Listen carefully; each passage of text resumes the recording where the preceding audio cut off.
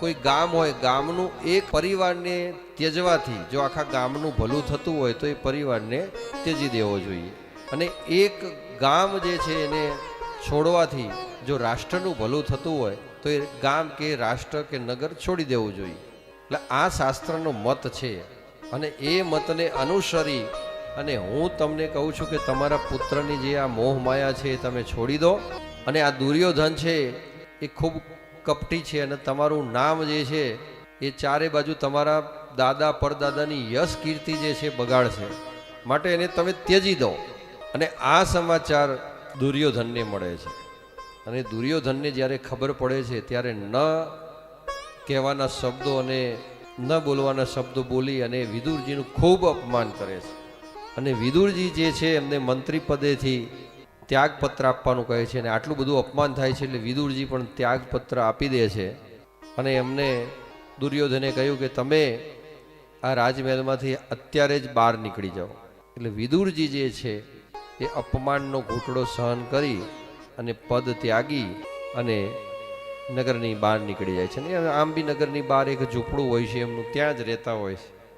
અને ભગવાને તો જ્યારે સમજાવવા અહીંયા આવ્યા અને ભગવાન સ્વયં અહીંયા આવવાના હતા એટલે ધૃતરાષ્ટ્રએ ખૂબ એમના માટે આગતા સાગતા કરી હતી. 56 જાતના ભોગો બનાવી અને ખૂબ સુંદર મજાના વ્યંજનો બનાવ્યા હતા.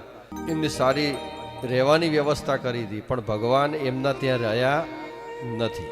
જ્યારે અહીંયા ધૃતરાષ્ટ્રને સમજાવવા આવ્યા, કૌરવોને સમજાવવા આવ્યા, એ વખત ભગવાન વિદુરજીના ત્યાં રહ્યા. અને વિદુરજીના ત્યાં તાંદુલદાની ભાજી છે, શાક છે એ એમને ગ્રહણ કર્યું છે. પણ આ 56 જાતના ભોગ જે છે એ ગ્રહણ કર્યા નથી. એટલે સૌથી ઊંચી સગાઈ કઈ કહેવાય? એ જે સૌથી ઊંચી સગાઈ છે એ ભગવાને અહીંયા પોતાના ભક્તના ત્યાં જઈ અને એમને દર્શાવી દીધું છે. જે ભગવાનના ભક્તો હોય ને એમનું અપમાન કરો, કોઈ પદ ઉપરથી ઉતારી દો તો એમને કોઈ હરખ કે શોક હોતો નથી. વિદુરજીનું આટલું અપમાન થયું, મંત્રી પદ લઈ લીધું તો વિદુરજી તો ઉપરથી ખુશ થયા, રાજી થયા કે હે ભગવાન, ખૂબ તમારી મહેરબાની કે હવે આ કૌરવોના મંત્રી પદમાંથી હું રાજીનામું મૂકીને આ ત્યાગપત્ર મૂકી અને હવે કંઈક નવરો થયો કંઈક યાત્રાનો અવસર પ્રાપ્ત થશે. એટલે વિદુરજી તો હવે જેને જે કરવું હોય કરે, આપણે આમાંથી મુક્ત, એમ મુક્ત થઈને તો યાત્રાએ નીકળી ગયા. આપણે હાજર હોઈએ તો કોઈ વારે ઘડીએ પૂછવા આવે ને કે જતો રહેવા દો ને યાત્રાએ શાંતિથી, કે અત્યાર સુધી આ હસ્તિનાપુર કરીને મેં તો આખું જિંદગી કાઢી નાખી અને કોઈ દેવ દર્શને જવાનો સમય પ્રાપ્ત થયો નથી. એટલે તો આવી હરિદ્વાર આવ્યા, બદ્રીનાથ ગયા, જેટલા પણ ભારતના બધા સ્થાનો છે બધા યાત્રાએ નીકળી ગયા ફરવા. બધી યાત્રા કરતા હતા. અને યાત્રા કરતા કરતા એ વ્રજમાં પહોંચ્યા. અવધૂત વેશ ધારણ કરેલો છે. મંત્રી પદમાં હોય એ વખત તો કેવું હોય, વેશ આખો અલગ હોય. અને આ તો અવધૂત વેશ ધારણ, જટાઓ ખોલી નાખી છે, ત્રિપુંડ કરેલું છે, કોઈ ઓળખી ના શકે વિદુરજીને એવું સ્વરૂપ ધારણ કર્યું. અને એવા જ અવધૂત વેશધારી એક બીજા ભગવાનના ભક્ત એમને ત્યાં મળ્યા. અને એ હતા ઉદ્ધવજી.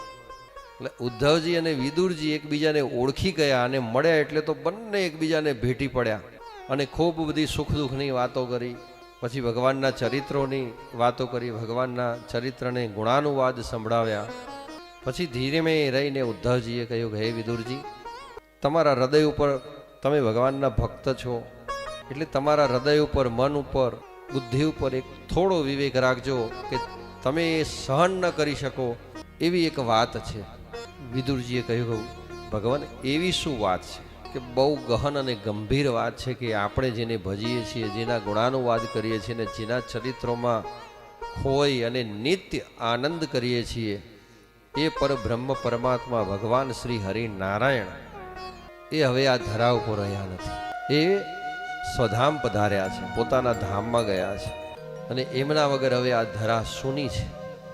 પણ હે વિદુરજી, મને અને મૈત્રી મુનિને જ્યારે ભાગવતજીનું જ્ઞાન જે છે એ ભગવાન પ્રદાન કરતા હતા અને ભાગવતજીનું જ્ઞાન અમને આપ્યું અને કહ્યું કે હવે હું મારી લીલા સંકેલી લઉં છું અને ટૂંક સમયની અંદર હું મારા સ્વધામ પધારીશ. પણ મને અને મૈત્રી મુનિ બંનેને ભગવાને આજ્ઞા કરી છે. મને કહ્યું છે કે હે ઉદ્ધવ, તમે વ્રજની અંદર જાઓ અને વ્રજની અંદર તમને મારો પ્રિય ભક્ત વિદુર મળશે. અને હું વિદુરનો ઋણિયો છું કે વિદુરે મારી પાસે જીવનમાં કંઈ વસ્તુ માગી નથી. એટલે જ્યારે પણ વિદુરજી તમને મળે ત્યારે એમને એટલી આજ્ઞા કરજો, કહેજો કે ભગવાન તમને કહીને ગયા છે કે તમે મૈત્રી મુનિના આશ્રમે જજો અને મૈત્રી મુનિ પાસેથી તમે ભાગવતજીનું જ્ઞાન મેળવજો. એટલે ભગવાનની આજ્ઞા અનુસાર તમે મળ્યા અને મેં તમને આ ભગવાનનો સંદેશો કીધો છે. એટલે તમે ત્વરિત મૈત્રી મુનિના આશ્રમે જાઓ.